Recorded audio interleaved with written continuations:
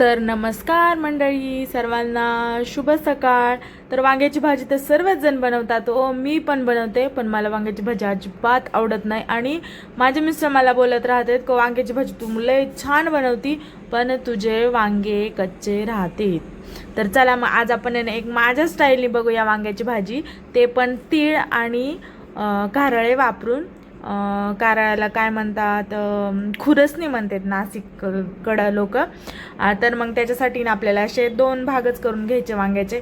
थोडासा काळा मसाला, आपल्याला त्याच्यासाठी मिरची घ्यायची हिरवी, कांदा, थोडासा आल्याचा तुकडा, आणि हे पाहू शकता तुम्ही तीळ आणि कारळे मी इथं मस्तपैकी भाजून घेत होते.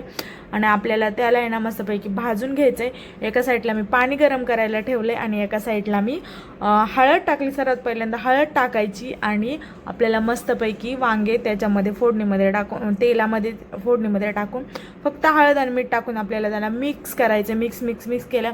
जो आपण वाटण केलं होतं तर त्याच्यामध्ये मी सांगितलंच तुम्हाला, कारळे, तीळ, हिरवी मिरची, आलं, लसूण एकदम छान आपल्याला दळायचं आहे मस्तपैकी मिक्सरमध्ये बारीक. त्याच्यामध्ये तुम्ही 2-4 शेंगदाणे पण टाकू शकता.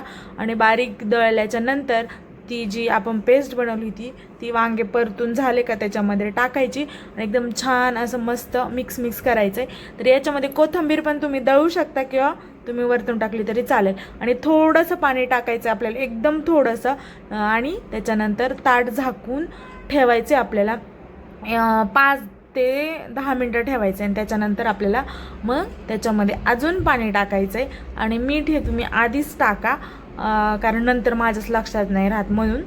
तर तुमच्या राहत असेल तर नक्की टाका. आणि मस्तपैकी मग अजून थोडंसं पाणी टाकायचं, जेवढी भाजी आपल्याला लागते तेवढी. आणि मस्तपैकी बारीक गॅस करून उकळू द्यायची आपल्याला ती भाजी.